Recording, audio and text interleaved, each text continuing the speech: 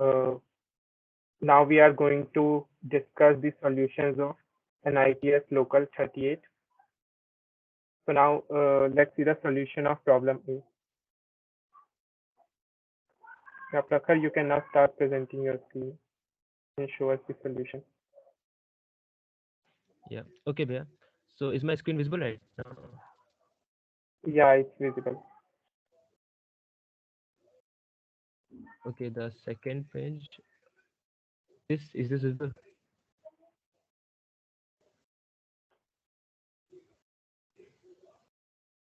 Is this visible, Bhaiya?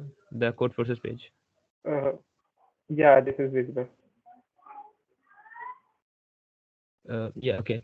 So first question was this, find max. Here you are given an integer n and you have to like find the greatest number which has n bits. Okay.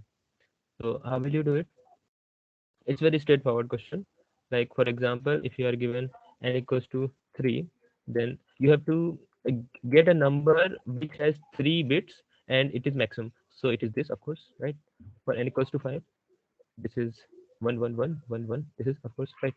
So the simple solution can be of course like you can left shift the operator by n and then negative -1. So that will give you the answer. It was a pretty straightforward question. So there is not much explanation needed, I guess. Then there was this question C. Yeah, it is a good question. Like there will be given an array A of length n. Okay, so the question says sort the you can select any subset of this vector. You would call that subsequence, and then sort the numbers inside the subsequence. Find the difference of each like consecutive pairs, and if the summation of the difference is even, then you call that valid subsequence, and you have to print the longest valid subsequence. Here one observation is this, like for example, if you are given an array like 3 4 5 to anything, okay, and you take a subsequence from this array, like for example you took 5 6, then the difference, like whatever the subsequence you take, and then it is said like you sort the subsequence. Okay, so for example we took 5 6 and after sorting it again becomes 5 6. So the difference here comes 1, which will always be equal to if you like sort the complete array.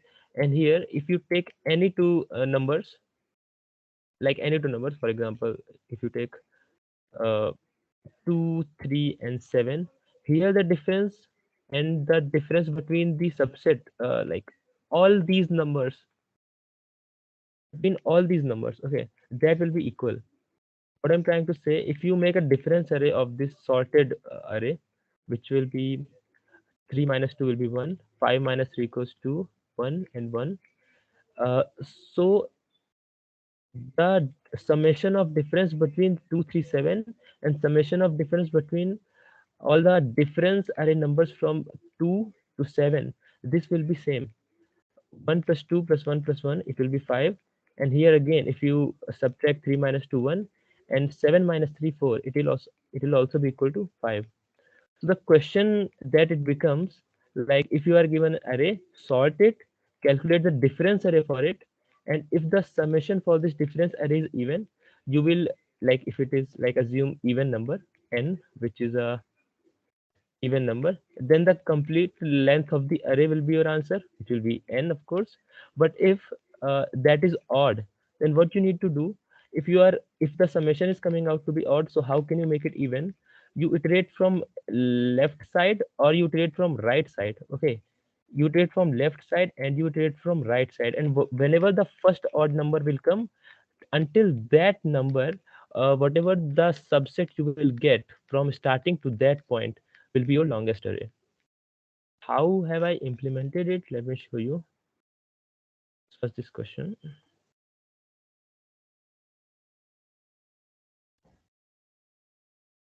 Like you can see, I have input the array, sorted it. I have made another array which is the difference array, and I have like populated this difference array. Now you have to take the sum of all the elements in this difference array. If this sum comes out to be even, then you return the complete array. the size of the complete array, which is n.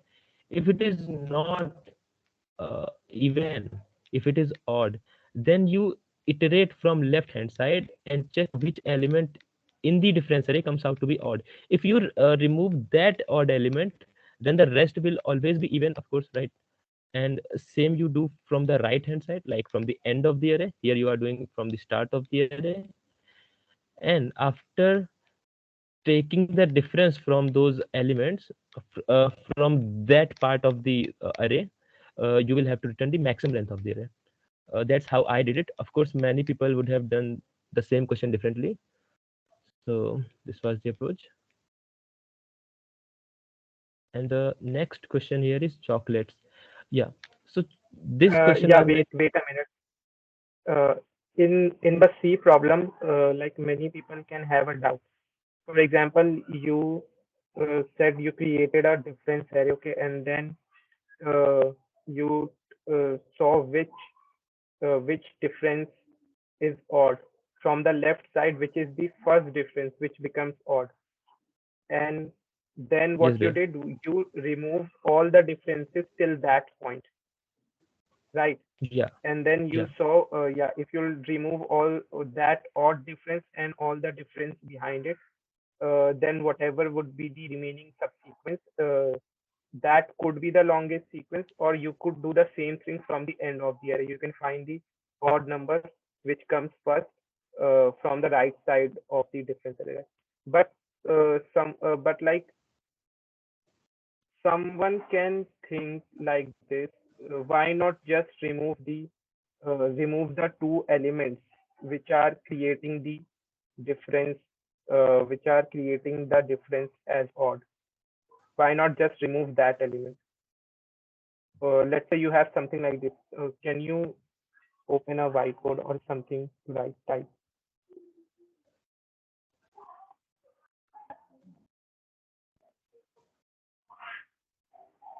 oh.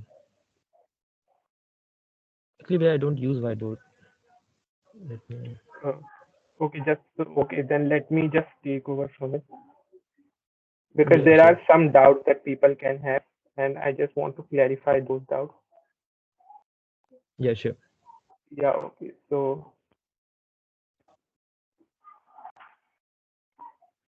yeah, you can stop presenting your screen for a moment.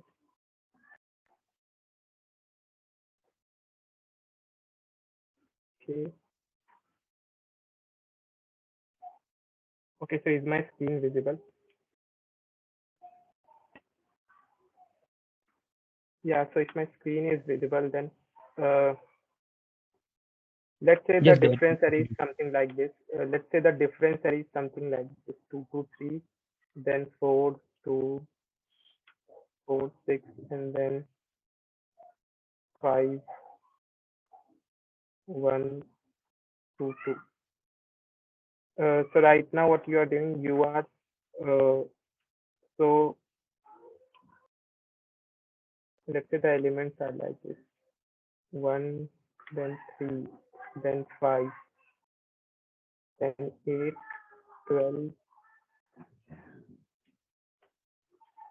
18, 20, 25, 26, 28. So this is the array, and this is the difference array.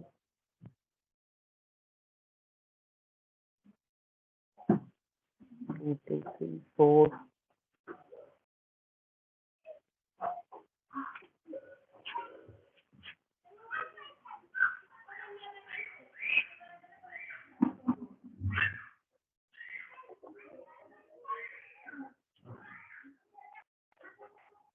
Okay, so 3 is there, 5 is there, 1 is there. Okay, so the total sum is not going to be even. So the total sum is odd. So we need to remove some elements uh, to make the sum even. So now which element should we remove? Now we can so as the sum is odd, we can think of removing one odd element, right? So we can think of removing this one from here. But what will happen if we remove this one? Uh, to remove this one, we'll have to, let's remove this. If we remove this 26, then we can remove this one, right? So if we remove this 26, so one, we would be able to remove one. So someone might think, someone can think like this, that if the sum is odd, if the total sum of difference is odd, then we just need to remove one element, and one element, whichever is making any of the differences odd, and then we'll get the total sum of the differences as even. But what will happen if you remove 26? Then the sum, then the sum, then the difference between this 25 and the next element will become 3. So this will also be odd, right? Because what happened earlier. Okay. Okay, so let me type it in.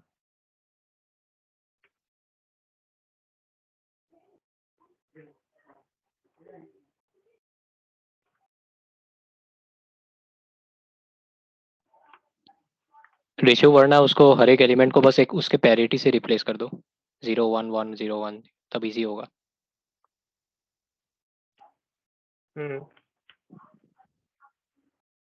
हाँ ठीक है, तो 0 0 1 से कर देता हूँ।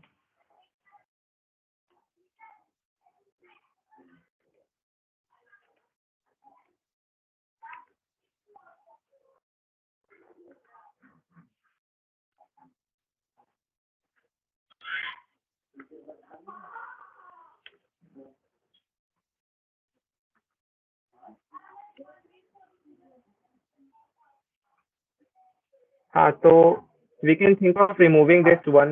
So to remove this one, we'll have to remove this 3. Okay. 3 था, 4 था, यहाँ पे 0 होगा डिफरेंस, यहाँ पे डिफरेंस 1 होगा, and this difference will be 1 and this will be 0. Okay, let's say यहाँ पे फिर से 4 है और यहाँ पे 0 है, ठीक है। तो या फिर यहाँ पे लेट्स से 6 है और यहाँ पे लेट्स से 2 है, और फिर ठीक है। तो लेट्स से फिर ये 1 रिमूव करते हैं, तो 1 रिमूव करने से क्या होगा, हमें 4 रिमूव करना होगा। इफ विल रिमूव 4, देन क्या होगा, then the new difference is going to be 3। तो इससे प्रॉब्लम सॉल्व नहीं हुआ। इससे पहले भी ऑड एलिमेंट था, ऑड एलिमेंट नहीं रिमूव हुआ, ऑड एलिमेंट फिर भी है, यहाँ पे 3 है यहाँ पे। और लेट्स से, अच्छा अभी टोटल सम इवन हो रहा है, टोटल सम ऑड करने के लिए लेट्स से कि यहाँ पे 2 के बाद 3, यहाँ पे 4 1,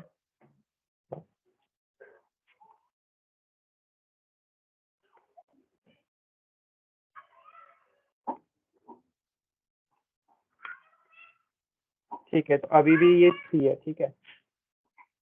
तो क्या होगा कि अगर हम ऐसे एक एलिमेंट को रिमूव करने की कोशिश करते हैं एक किसी और डिफरेंस को हटाने के लिए, तो डिफरेंस की जो पैरिटी है वो चेंज नहीं होने वाली, डिफरेंस की पैरिटी सेम रहेगी, क्योंकि अगर मैं इस नंबर को रिमूव करता हूँ तो इसके बाद जो नेक्स्ट नंबर आएगा उसकी भी पैरिटी सेम रहेगी, ठीक है। लेट्स से यहाँ पे 9 है, यहाँ पे 2 है, अगर मैं 7 को भी रिमूव करता हूँ तो यहाँ पे फिर ये 3 से हट के 5 हो जाएगा, तो अभी भी पैरिटी सेम है, पैरिटी में कोई फर्क नहीं पड़ा। और जो पहले एक जो इवन डिफरेंस था वो बस एक हट गया, तो जो सम की जो पैरिटी है वो भी चेंज नहीं हुआ, सम की भी पैरिटी सेम ही है, ठीक है। तो इसके लिए फिर तो पहले तो यहाँ पे फंसा जा सकता है, फिर इसके बाद इसमें फंस सकते हैं कि ऐसा भी सोचा जा सकता है कि अगर मैं इसके बाद सारे के सारे इवन नंबर्स रिमूव कर दूं, ये जो 5 आ रहा है इसके आगे सारे ही सेम पैरिटी के नंबर्स अगर मैं रिमूव कर दूं, यानी कि अगर मैं इस 9 को भी रिमूव कर दूं तो फिर इस 5 को मैं हटा सकता हूँ,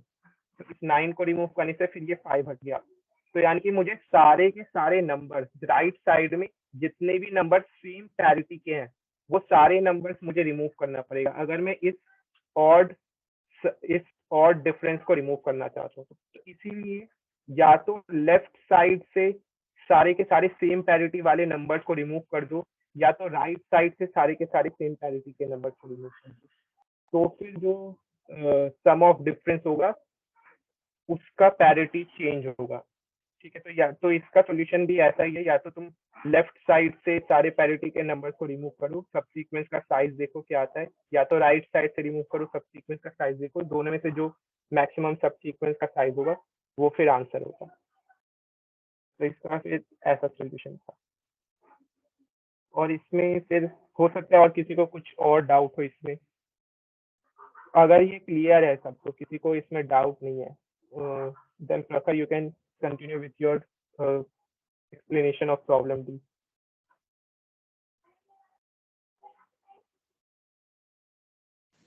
या श्योर भैया। तो सी सबका क्लियर है राइट? किसी को कोई डाउट है क्या, पूछ सकता है।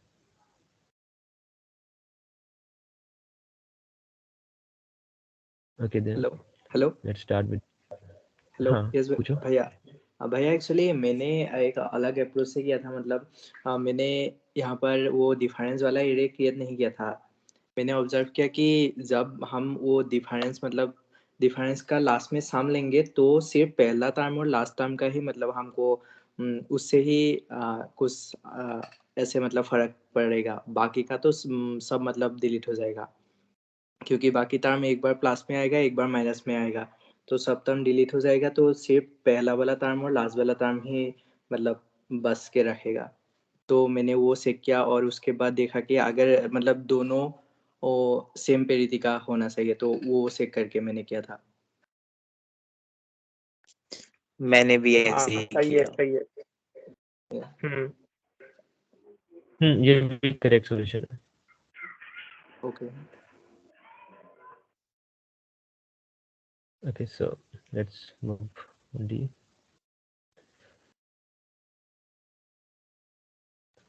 Okay, so there are many ways to solve D question also.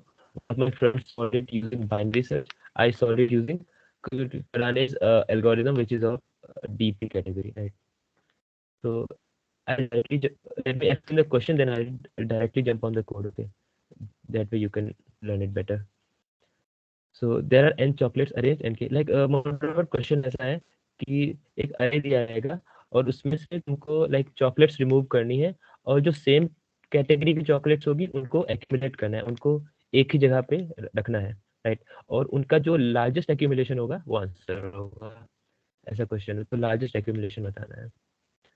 So कडानेस algorithm का भी ऐसा ही कुछ पढ़ा होगा कि लाइक लार्जेस्ट समेशन वाला अरे रिटर्न करते हैं हम लोग। तो इसमें कैसे करेंगे, let me show you.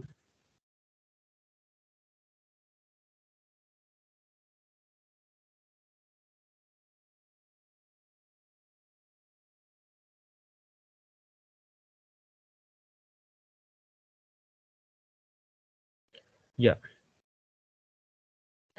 तो सबसे पहले किया क्या, अरे को इनपुट लिया, उसके बाद एक दूसरा वेक्टर ऑफ अरे बनाया। ये क्या स्टोर करेगा, जैसे कि इसमें जो k रिप्रेजेंट कर रहा है, n k और m तीन इंटीजर वेरिएबल हम लोग इनपुट ले रहे हैं। n है अरे की नंबर है, k है number of distinct like chocolates के प्रकार है, मतलब 1 2 3 4 दे कैन बी एनीथिंग। सो और जो ci होगा अरे की जो वैल्यू होगी वो 1 से k के भी बीच में होगी। तो किया ऐसा गया है कि जो 1 है 1 है 1 है 1 है, इन सब के जो इंडेक्सेस हैं उनको एक अलग अरे में स्टोर कर लिया गया है। 2 के जो इंडेक्सेस उनको एक अलग अरे में स्टोर कर लिया गया है। इस तरह से इसको मैंने नाम str दिया गया है, राइट? तो अब ये str क्या करता है, इन सब के अलग अलग नंबर्स के जो इंडेक्सेस हैं उनको अपने अंदर स्टोर करता है। अब उसके बाद क्या किया गया है, अब 1 से k तक के सारे नंबर्स होंगे तुम्हारे अरे में, तुम 1 से लेके k तक के सारे नंबर पे डिस्टिंक्टली कटाने लगाते जाओ, और फिर उनसे जो आंसर आ रहा है उसको अपने रियल आंसर से मैक्सिमाइज करते जाओ, वो तुम्हारा आंसर होगा। इसको इम्प्लीमेंट कैसे किया गया है, वैसे ही जैसे कॉमन कराने लगाया जाता है। लाइक यहाँ पे m है जो कि इतने नंबर ऑफ अलग elements, like if your z value is for example 2, then 3 4 1 2 7 you can remove anything other than 2, right? So ये उसी रिमूवल का काउंट होगा कि तुम इतने number of different elements remove कर सकते हो, जिसको मैंने अंडरस्कोर m से डिनोट किया है। और j जो कि इनिशियल पॉइंटर होता है कडाने एल्गोरिथम में, और i जो कि फॉरवर्ड पॉइंटर होता है कडाने एल्गोरिथम में, और फिर अंडरस्कोर n से जो कि इस z के लिए, इस कॉरेस्पॉन्डिंग z के लिए आंसर स्टोर करेगा। तो इसको इम्प्लीमेंटेशन वही सिंपल है कि लाइक i से i is a forward pointer of course, so ये इंक्रीज करता रहेगा, और जैसे ही हम लोग अंडरस्कोर m की वैल्यू भी लाइक अपडेट करते रहेंगे हर स्टेप पे। अंडरस्कोर m की वैल्यू कैसे निकलेगी, जैसे कि यहाँ देख सकते हैं, लाइक अगर हम लोग z इक्वल्स टू 1 पे बात कर रहे हैं तो पहले i1 यहाँ पे रहेगा, फिर जो अगला वो सीधे जंप जो है नेक्स्ट वन पे करेगा, उसके बाद नेक्स्ट वन पे, उसके बाद नेक्स्ट वन पे जंप करेगा। इस तरह से वो चलेगा, मतलब वो सारे एलिमेंट्स पे ट्रैवर्स नहीं कर रहा है, केवल उसके स्पेसिफिक इंडेक्सेस पे जंप कर रहा है। तो जैसे यहाँ पे 1 है, यहाँ पे अंडरस्कोर m की वैल्यू 0 रहेगी, मतलब कोई भी डिफरेंट एलिमेंट नहीं है अभी i और j के बीच में, क्योंकि i और j दोनों ही 0 पर है। जब i जो है कि 3 पे चला गया और j स्टिल 1 पर है, यहाँ पर ये बीच में एक डिफरेंट एलिमेंट आ गया 2, तो इसलिए अंडरस्कोर m की वैल्यू 1 इंक्रीज हो जाएगी, समझे, क्योंकि इसको हम लोग को रिमूव करना पड़ेगा in order to make 1 and 1 accumulated, right. उसके बाद ये अगेन अगले वन पे जाएगा, तो यहाँ पे अब फिर से अंडरस्कोर में कोई इंप्रूवमेंट नहीं होगा क्योंकि बीच में कोई डिफरेंट एलिमेंट नहीं है। फिर ये अगले वन पे जाएगा और यहाँ पे अगेन 2 आ गया, तो यहाँ पे फिर से अंडरस्कोर बढ़ेगा जो कि 2 हो जाएगा, और ये हम लोग के जो गिवन m है उसके बराबर हो गया। मतलब कि अब इसके आगे कोई और एक्यूमुलेशन आया ना, तो m की वैल्यू एक्सीड कर जाएगी। तो उसकी एक्सीडेंस उसके एक्सीड होने से बचाने के लिए क्या करेंगे, जो पिछला पॉइंटर था j, जो कि बैक पॉइंटर होता है, उसको हम लोग तब तक आगे बढ़ाते रहेंगे जब तक कि अंडरस्कोर m की वैल्यू पॉजिटिव ना हो जाए, like whatever however you are implementing it. मैंने इसको ऐसे इम्प्लीमेंट किया है। तो यहाँ वाई लूप लगा है j पॉइंटर को बढ़ाने के लिए, और फिर लास्ट में हम लोग एंस को अपडेट कर रहे हैं। यहाँ पे ये जो है, ये दोनों पॉइंटर्स के बीच का डिस्टेंस है, और m माइनस रूट एम मैंने n minus under square m मैंने क्यों किया है, क्योंकि क्वेश्चन में बोला गया है maximum number of chocolates you can accumulate, right. तो उसके बीच में जो डिफरेंट नंबर्स होंगे उनको मुझे घटाना रहेगा, तो मैं यही घटा दे रहा हूँ, और फिर मैं मेरा जो रियल आंसर, जो पूरे क्वेश्चन का आंसर है, उसके साथ इसको अपडेट कर रहा हूँ और फिर आंसर रिटर्न कर रहा हूँ। तो अब अगर यहाँ पे किसी को डाउट है तो पूछ सकता है।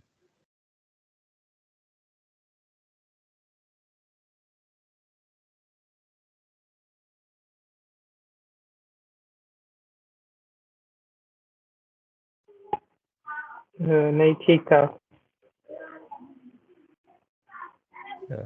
या ओके, सो मतलब ठीक है, ये प्रॉब्लम डी में अगला बस यही तुम लोगों को ऑब्जर्व करना था कि अ, सारे बस पोजीशन वाइज सबको स्टोर कर देना है, पोजीशन वाइज सबको स्टोर करना है, सारे टाइप का पोजीशन स्टोर कर देना है, और उस पोजीशन पे फिर तुम वो कार्डिनल एल्गोरिथम या स्लाइडिंग विंडो ऐसा कुछ लगा के तुम पता लगा सकते हो कि उसमें उसमें तुम मैक्सिमम कितने को सब सीक्वेंट मतलब वो कॉन्जिक्यूटिव बना सकते हो m नंबर चॉकलेट खा के। तो ये फिर बिगो एंड में इसको सॉल्व कर दिया प्रॉब्लम को।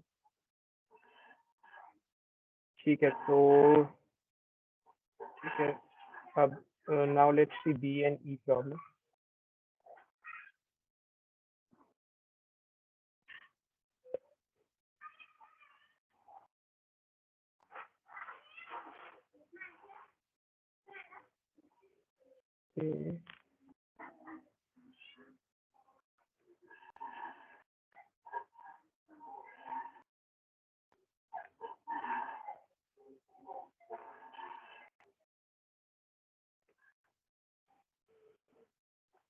ओके, तो बी प्रॉब्लम में क्या है, we are given a binary string S, let's see with the decimal representation of S be 10। हमें क्या करना है, हमें दो पेयर्स पता लगाने, नंबर ऑफ पेयर्स पता लगाने x comma y such that x plus y is equal to t is the decimal representation of s, ये जो स्ट्रिंग दिया जाएगा उसका डेसिमल रिप्रेजेंटेशन, और x plus y should be equal to x और y। x जो है वो 0 से 10 टू दिस पावर तक जा सकता है, और y भी 0 से 10 टू दिस पावर तक जा सकता है मैक्सिमम। ठीक है, तो इसमें एक चीज ऑब्जर्व करोगे, यहाँ पे ये जो सेकंड कंडीशन है x plus Y is equal to x और y, अब हम क्या करेंगे, हम x और y में बिट्स देंगे, ठीक है। और ये जो सेकंड कंडीशन है x plus Y is equal to x और y, इसका मतलब ये है कि हम x में अगर हमने कोई बिट सेट किया तो हम वो y में सेट नहीं कर सकते, या तो वो बिट x को दे सकते हैं या तो वो बिट y को दे सकते हैं, क्योंकि अगर दोनों को हमने कोई बिट दे दिया, दोनों में कोई बिट हमने सेट कर दिया, तो फिर x प्लस वाई जो है वो x और y के बराबर नहीं आएगा। ऐसा क्यों? अगर तुमने एक फॉर्मूला भी होता है x प्लस वाई और x और y का, x plus Y is equal to x और y, x plus Y is equal to x और y प्लस 2a and b plus 2 times of a and b। हाँ, ये फॉर्मूला होता है। तो if you want x plus Y, ये formula जरा ये फॉर्मूला देख लेना है, ये फॉर्मूला कैसे आता है, लेकिन ये फॉर्मूला याद रखने लायक फॉर्मूला है, ये चीज पता होना चाहिए। तो if you want x plus Y to be equal to x और y, तो वो तभी हो सकता है जब x एंड y 0 हो। ठीक है, if x y, if x and y is equal to 0,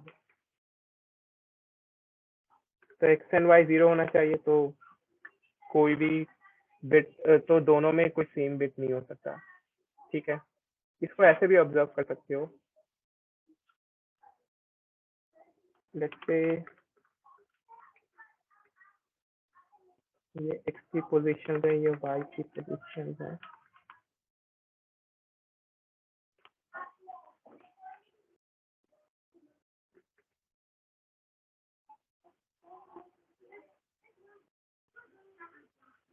अगर सपोज x में तुमने यहाँ पे कोई बिट दे दिया होगा, y में भी यहाँ पे बिट दे दिया, तो क्या होगा? तो ये जो भी XOR होगा,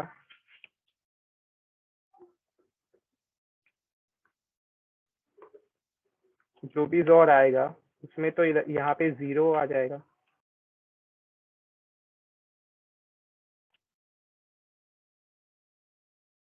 ठीक है, यहाँ पे 0 आ जाएगा, तो XOR तो, और x प्लस वाई करोगे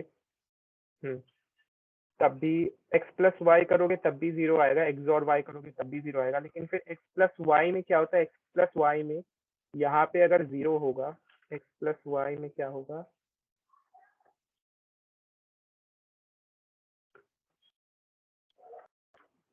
x प्लस वाई में भी यहाँ 0 आएगा, लेकिन x प्लस वाई में ये एक जो 1 है वो यहाँ पे कैरी हो जाएगा। ठीक है, सपोज इसके बाद यहाँ 0 है, यहाँ पे भी 0 है, तो x और y में यहाँ 0 आएगा, बट x प्लस वाई में क्या होगा? यहाँ पे 1 कैरी होगा, कैरी फॉरवर्ड हो जाएगा, तो यहाँ पे फिर 1 होगा, तो फिर x प्लस वाई जो है वो x और y के इक्वल नहीं हो पाएगा। इसका मतलब कोई भी बिट तुम दोनों को नहीं दे सकते, x और y दोनों को नहीं दे सकते। तो ये चीज ऑब्जर्व करना था। इसका मतलब सारे बिट्स के पास 2 ही ऑप्शन है, या तो वो x में जाएगा, या तो वो y में जाएगा, या तो वो दोनों में से किसी में भी नहीं जाएगा। अब हमें बोला है x प्लस वाई टी के बराबर है, तो x प्लस वाई टी के बराबर है, यानी कि x और y भी टी के बराबर होना चाहिए। तो हमें x और y की वैल्यू पता है, तो जो भी यानी कि x और y t के बराबर है, और t का बाइनरी रिप्रेजेंटेशन क्या है? s, बोल सकते हैं कि s के बराबर होगा। s, लेट्स से s जो है वो ऐसा कुछ है 1 0 1 1 0। ठीक है,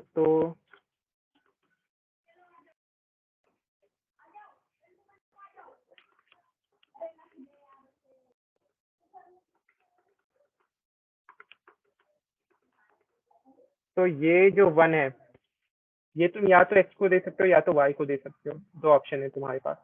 तो 2 ऑप्शन है, तो आंसर जो है वो 2 से मल्टीप्लाई होगा।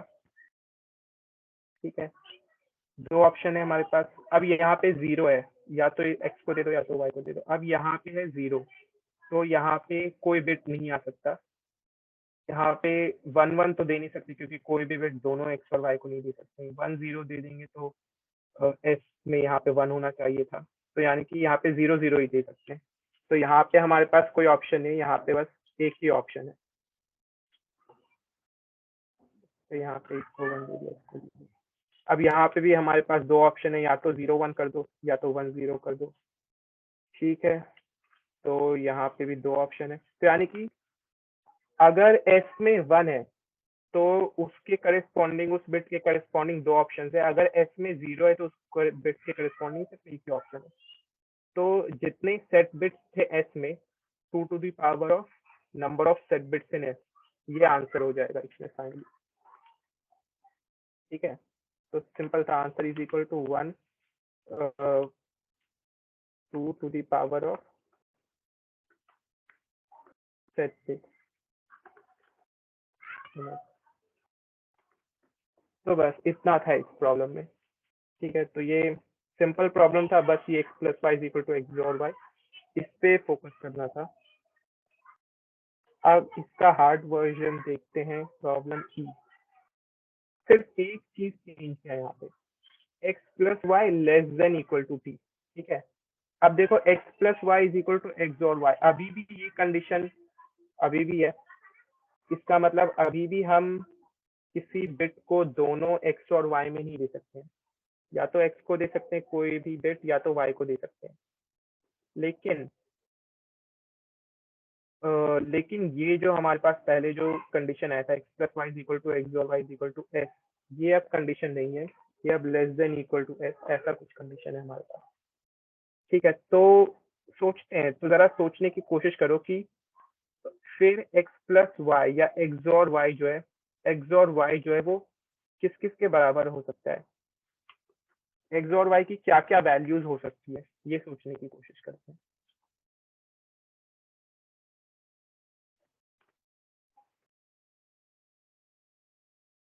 Let's say x is something like this 1 1 1 0 1 1 0 1 1 1 0। ठीक है,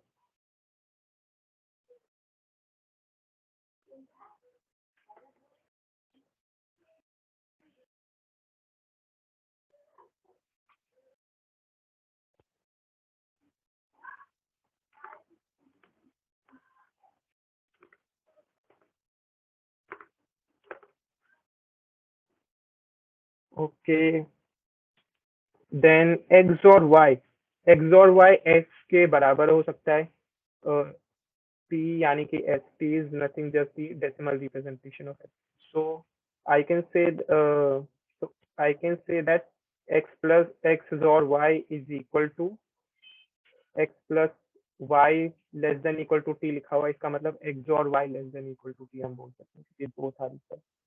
I can say that x और y s के बराबर हो सकता है, 1 0 1 1 0 हो सकता है, या तो s से कोई स्मॉल वैल्यू हो सकता है। s से कोई स्मॉल वैल्यू, यानी कि x से कोई स्मॉल वैल्यू कब मिलने वाला है हमें, s से स्मॉल वैल्यू तभी मिलेगा जब s का जो लेफ्ट मोस्ट बिट जो है, ठीक है, जो मैक्सिमम बिट है s का, वो अगर 0 हो जाए। तो अगर ये 0 हो जाता है, इसके बाद x और y जो है वो s से छोटा होगा, इसके बाद आगे कुछ भी कोई से भी बिट्स हो सकते हैं, इससे फर्क नहीं पड़ेगा। 1 हो सकता है, यहाँ पे 0 भी हो सकता है, 1 भी, यहाँ पे 1 भी हो सकता है, 0 भी हो सकता है, यहाँ पे भी 1 0 कुछ भी हो सकता है। लेकिन अगर ये जो मैक्सिमम सेट बिट है इसमें वो अगर 0 हो जाए तो x और y कुछ भी हो सकता है। तो 1 1 ये जो 4 बिट्स हैं x और y के, वो कुछ भी हो सकते हैं। ठीक है, तो एक ऑप्शन हमारे पास ये है कि ये जो पहला जो बिट है लेफ्ट साइड से, उसको 0 कर देते हैं, तो आगे के जो बिट्स हैं वो कुछ भी हो सकते हैं, 1 भी हो सकते हैं, 0 भी हो सकते हैं। ठीक है, एक ये ऑप्शन है मेरे पास। दूसरा ऑप्शन क्या है कि मैं इस बिट को मैं 1 ही रहने देता हूँ, लेकिन अगर मैं इस बिट को 1 रहने दूंगा तो अगर मुझे s से छोटी वैल्यू चाहिए तो मुझे फिर जो नेक्स्ट बिट है, जो सेकंड बिट है, सेकंड लेफ्ट मोस्ट बिट है, उसको 0 करना पड़ेगा, तभी मुझे s से छोटी वैल्यू मिलेगी।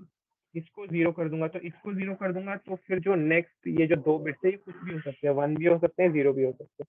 ठीक है, सिमिलरली अगर ये, या तो मैं इसको 1 रख सकता हूँ, 0 इसको 0 नहीं करता, इसको 1 रखता हूँ, इसको 0 कर देता हूँ, इसको 0 करूंगा तो फिर आगे का बिट 1 भी हो सकता है, 0 भी हो सकता है।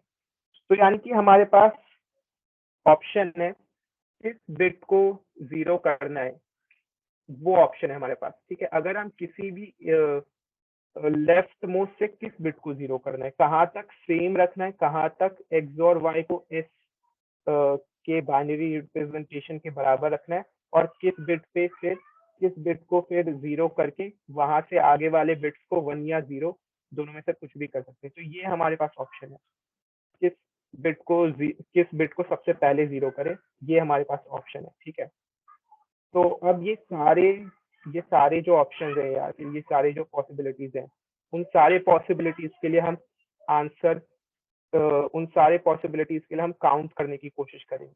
उन सारे पॉसिबिलिटीज के लिए कितने एक्स और वाई पेयर्स पॉसिबल हो सकते हैं, फिर उसको हम ऐड करेंगे तो फाइनल आंसर मिलेगा। ठीक है, तो सबसे पहले इस 1 को मैं जीरो करता हूँ, इसको मैंने जीरो कर दिया। ठीक है, तो इसको जीरो कर दिया, यहाँ पे कुछ भी हो सकता है, तो मैं एक्स लिख देता हूँ। एक्स का मतलब ये जीरो भी हो सकता है, भी हो सकता है। इसको मैंने जीरो किया, सबसे पहले आंसर 1 यानी कि पहले बिट को जीरो करने से टोटल काउंट कितना है, C1 बोलता हूँ मैं। ओके, अब यहाँ पे x है यानी कि ये 1 भी हो सकता है, 0 भी हो सकता है। अब ठीक है, तो इसको मैं 0 0 भी रख सकता हूँ, इसके करस्पॉन्डिंग, इस x के करस्पॉन्डिंग में x और y को 0 0 रख सकता हूँ, 1 0 रख सकता हूँ, 0 1 रख सकता हूँ। ठीक है, लेकिन 1 1 नहीं रख सकता, क्यों? क्योंकि x plus Y should be equal to x और वाई, क्योंकि ये वाले कंडीशन सेटिस्फाई करना है, x plus Y should be equal to x और वाई, तो दोनों को सेम बिट नहीं दे सकते, दोनों में सेम बिट सेट नहीं कर सकते। ठीक है, तो 1 1 नहीं दे सकते, 3 पॉसिबिलिटीज है हमारे पास। तो 3 से मल्टीप्लाई करूंगा मैं, इस x के लिए 3 से मल्टीप्लाई करूंगा। सिमिलरली इस x के लिए भी 3 पॉसिबिलिटी है, इस x के लिए भी 3 पॉसिबिलिटी है, इसके लिए भी 3 पॉसिबिलिटी है, तो 3 टू द पावर 4। ठीक है, अब तो काउंट 1 हो गया 3 टू द पावर 4, यानी कि अगर मैं इस बिट को जीरो करता हूँ, इसके करस्पॉन्डिंग मुझे 3 टू द पावर 4 पेयर्स मिलेंगे एक्स और वाई के। ठीक है, अब इस बिट को 1 ही रहने देते हैं, नेक्स्ट बिट को जीरो करते हैं, इस बिट को जीरो करते हैं।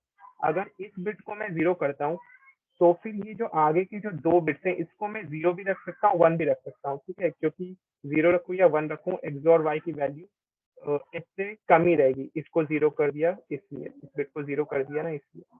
ठीक है, तो इसके करस्पॉन्डिंगली फिर मेरे पास 3 पॉसिबिलिटीज है, यहाँ पे 0 0 कर दूं, 0 1 कर दूं, या 1 0 कर दूं। ठीक है, 1 1 नहीं कर सकता, तो 3 पॉसिबिलिटीज हैं, तो इसके लिए भी 3 पॉसिबिलिटीज हैं, तो 3 टू द पावर 2। ठीक है, फिर C3 पता लगाते हैं। अगर मैं सेकेंड बिट को 1 ही रहने देता और थर्ड बिट को अगर मैं 0 करता, तो फिर कितने पेयर्स मिलते हैं? C3 क्या होगा, 3 टू द पावर 1। ठीक है,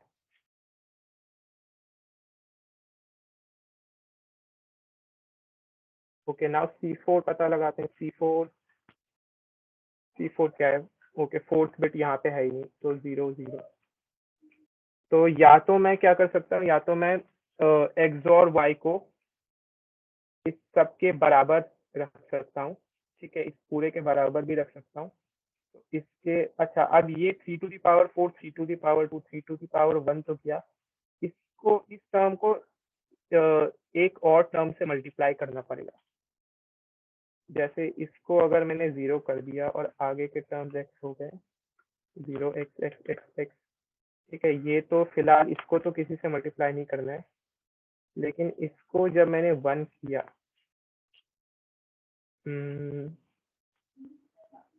तो 2 पॉसिबिलिटीज थे। ठीक है, फिर इसको 0 किया, इसको सपोज मैंने 0 कर दिया। ठीक है, तो अब यहाँ पे 1 है, लेट्स सपोज यहाँ पे काउंट 2 पे हम लोग, काउंट 2 पे क्या है, थर्ड बिट तक यहाँ तक 1 0 0 है, थर्ड बिट तक। ठीक है, तो अब ये 1 0 0 कितने तरीके से मैं बना सकता हूँ? ये 1 0 0 मैं 2 तरीके से बना सकता हूँ।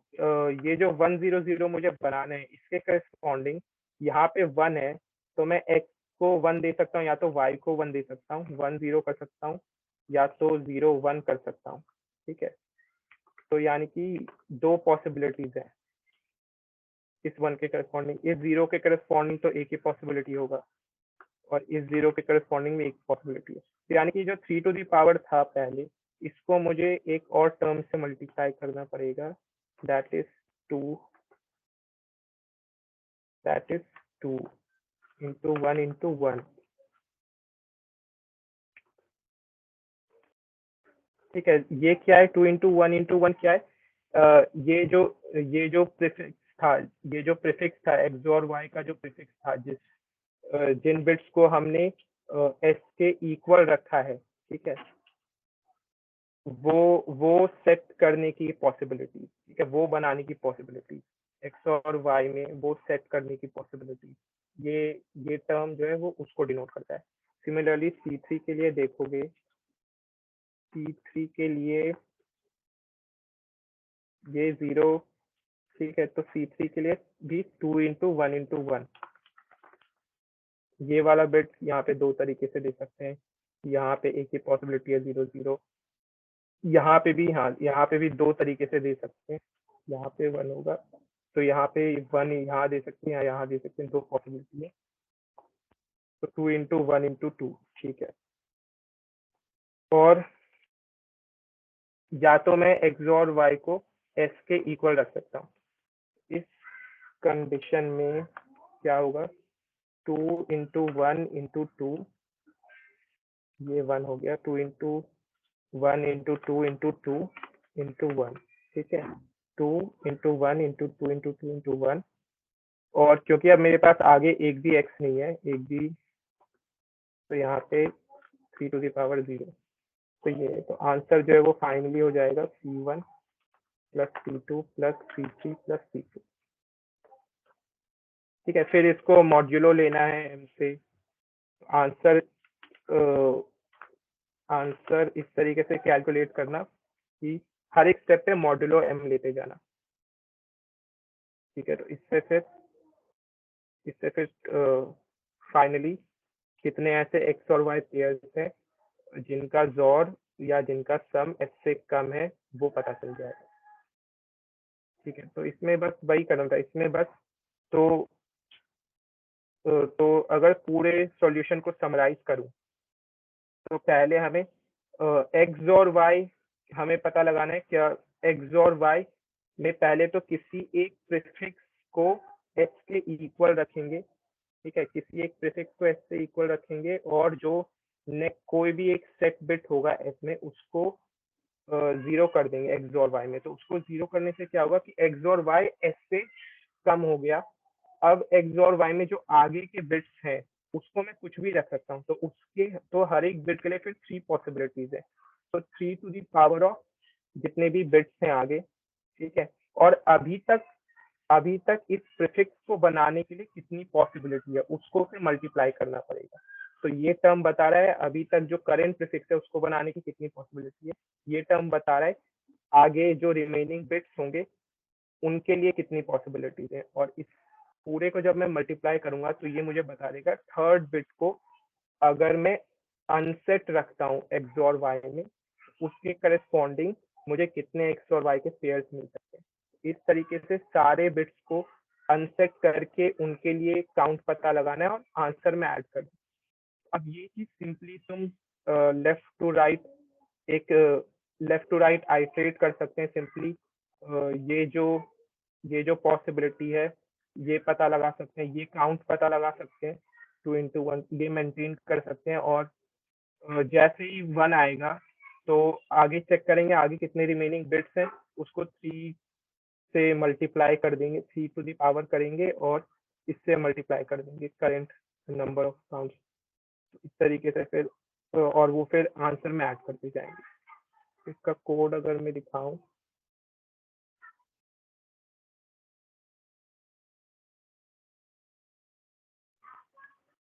तो this is the code. CI में वही, CI में current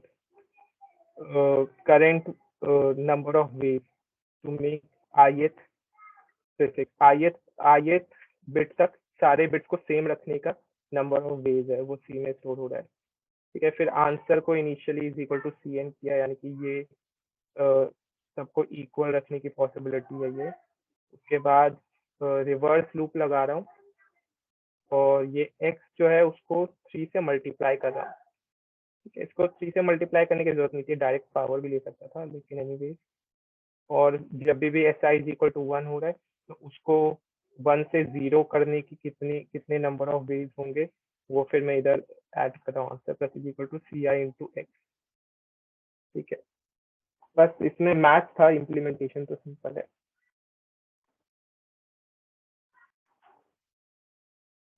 इसको वही डिजिट डीपी फैशन में भी कर सकते हैं ना, कि मैंने तो वैसे कर लिया था, मेरे को इतना वो दिखा नहीं, मुझे लगा डीपी यूज करके कर सकते हैं, तो मैंने वैसे ही कर लिया फिर, कि फ्लैग वगैरह स्टोर कर लेते हैं ना जैसे अच्छा। डिजिट डीपी में, कि अब तक का टाइट हम्म। बाउंड आ गया है कि नहीं। अगर टाइट बाउंड नहीं है तो सारे पॉसिबिलिटीज हैं, तो उससे इम्प्लीमेंटेशन हम्म। काफ़ी मतलब शॉर्ट हो जाएगा। अच्छा, मतलब एग्जैक्टली क्या किया था? कि अगर मान लो एक दो स्टेट वेरिएबल्स होंगे हम्म, कि अब तक कितना इंडेक्स तक आ गया, मतलब इस सफिक्स में लेने का कितना तरीका हो सकता है। तो और एक और हम्म, मतलब स्टेट रहेगा कि फ्लैग, जैसे डिजिट डीपी में लेते हैं ना, कि फ्लैग अब तक अगर पूरा टाइट हम्म, बाउंड चल रहा है तो फ्लैग सेट है। अगर जैसे ही मैंने 0 0 हम्म, डाल दिया, अब तो मेरे पास पूरा सारे पॉसिबिलिटीज ओपन है ना, तो फ्लैग को 0 सेट हाँ। करके वो कैलकुलेट कर लो। अच्छा, तो वैसे डिजिट डीपी टाइप का, जैसे ही 0 डाला हाँ वैसे ही आगे जितने भी है वो हाँ कैलकुलेट तो कर दिया। और हाँ ठीक है, समझ गया। ठीक है, इन अ वे थोड़ा सिमिलर ही है इस सॉल्यूशन से, बस उसमें कुछ ऑब्जर्वेशन नहीं करोगे तब भी वो काम करके आएगा। हाँ वही। ठीक है, तो नाउ तो अब प्रॉब्लम एक्स पे चलते हैं। ठीक है सिद्धित, तुम स्टार्ट कर सकते हो प्रेजेंट करना। हाँ भैया, ओके।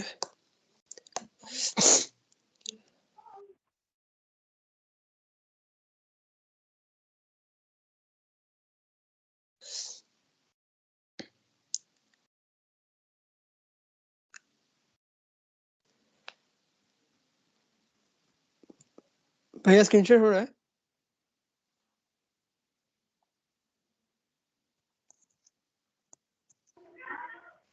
हाँ, शेयर हो रहा है।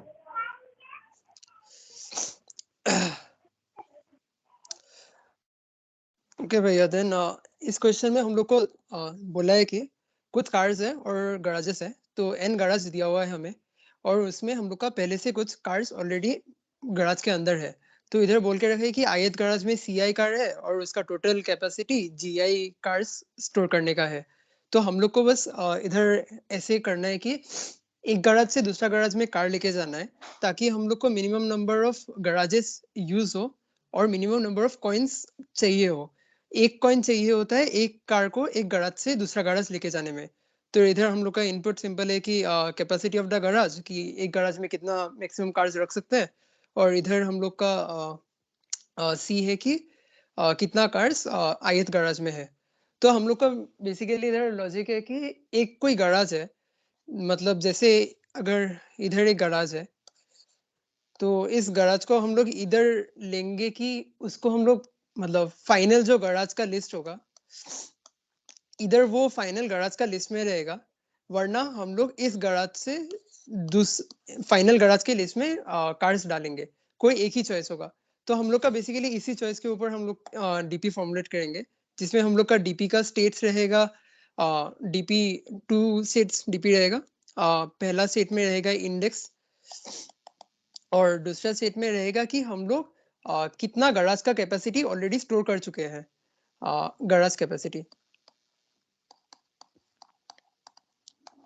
तो बेसिकली जब हम लोग गराज से आइट्रेट करेंगे, इनिशियली रिकर्जन के थ्रू किया है, पहले हम लोग सम कैलकुलेट कर लिया कि टोटल कितना कार्स है हम लोग के पास, और देन हम लोग एक रिकर्जन चलाएंगे इनिशियली 0th इंडेक्स से, और 0 सम, बिकॉज इनिशियली हम लोग 0 गराज कैपेसिटी है हम लोग का। तो हम लोग जब एक गराज आएगा, देन हम लोग इधर हम लोग उस गराज को हम लोग का फाइनल गराज लिस्ट के हिसाब से ट्रीट करेंगे। तो वैसा अगर ट्रीट किया तो हम लोग जैसे हम लोग का स्टोरेज है उस पे प्लस बी ऑफ आई मतलब वो गराज का मतलब मैक्सिमम स्टोरेज कितना स्टोरेज है, इधर हम लोग वो मैक्सिमम स्टोरेज में चूज करेंगे, वरना हम लोग क्या बोलते हैं जितना कार्स है उस गराज में उसको हम लोग मतलब जितना कार्स है उनको हम जितना कार्स है उनको हम लोग गराज में मूव करेंगे फाइनल गराज का लिस्ट में। तो ये जो मूव करेंगे इधर हम लोग को कॉइन्स चाहिए होगा, और वो कॉइन्स हम लोग कितना कॉइन्स होगा जितना भी कार्स गराज में है। तो इसीलिए हम लोग जब हम लोग वो कार्स हम लोग वो फाइनल गराज के लिस्ट में मूव करेंगे तो हम लोग पी.आई. सेकेंड में प्लस ए.आई. करेंगे। ये बेसिकली कॉइन्स कितना यूज हुआ है। अच्छा, हम लोग का जो डीपी होगा वो स्टोर करेगा दो चीज। एक चीज होगा कि कितना कॉइन्स यूज हुआ है, और एक चीज होगा कि कितना गराज हम लोग यूज किया है। तो जैसे हम लोग कितना कॉइन्स यूज हुआ है वो इससे आएगा p1.second प्लस ai। और अगर हम लोग उसको गराज के हिसाब से लिए हैं तो मतलब हम लोग और एक गराज यूज किए हैं, तो मतलब टोटल नंबर ऑफ गराजेस कितना यूज किए हैं वो इधर से आया p2.first+1। और फाइनल में जाके हम लोग को उन लोग को मिनिमाइज कर देना है कॉइन्स और गराज को, और ऐसे करके ही हम लोग का फाइनल आंसर आ जाएगा, answer dot first answer dot second. Base case होगा कि when I equal to N में चले जाएंगे तो हम लोग देखेंगे कि हम लोग का गराज जो फाइनल कैपेसिटी है वो हम लोग का टोटल नंबर ऑफ कार्स हम लोग उसमें एडजस्ट कर सकते हैं कि नहीं। अगर हम लोग एडजस्ट कर सकते हैं देन हम लोग सिंपली DPIS 0,0 रिटर्न कर देंगे, बिकॉज एडिशन है इसीलिए 0,0। और अगर मतलब एनफ कैपेसिटी नहीं है टोटल नंबर ऑफ कार्स डालने का देन हम लोग max,0 रिटर्न करेंगे, ताकि जब हम लोग इधर मिनिमम करेंगे तो ये ऑलरेडी डिस्कार्ड हो जाएगा वो कंडीशन। और फाइनल में जाके हम लोग का वो कंडीशन रहेगा जिसमें हम लोग का मिनिमम नंबर ऑफ कार्स और मिनिमम नंबर ऑफ कॉइन्स और minimum number of garages use होंगे। तो भैया इतना ही सॉल्यूशन था, कुछ डाउट रहने से।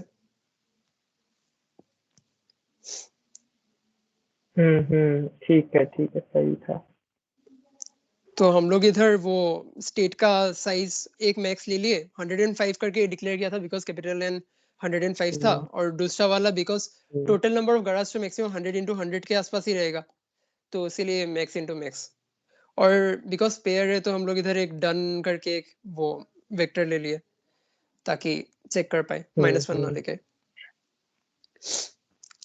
तो भैया इतना ही था। ठीक है।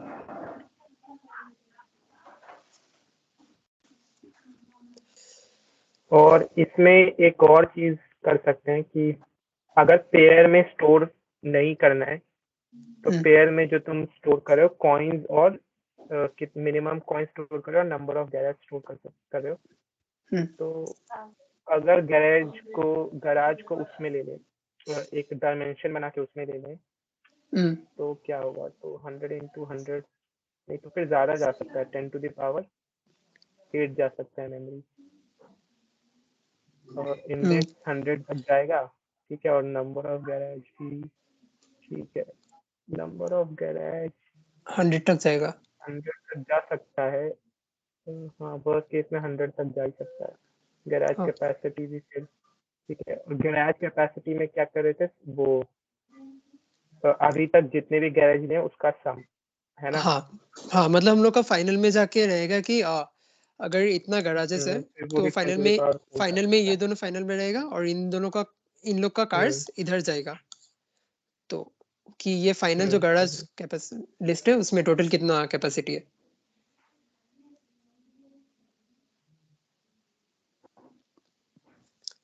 ठीक है पेयर में लेना ही बेटर है। हम्म, ठीक है फिर